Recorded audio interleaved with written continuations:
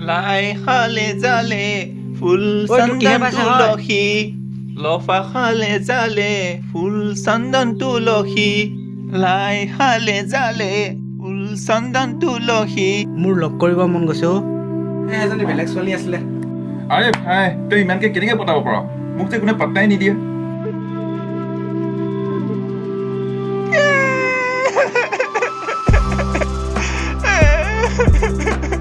কোনোবাই তোক গৰু পিঠন দিলে নেকি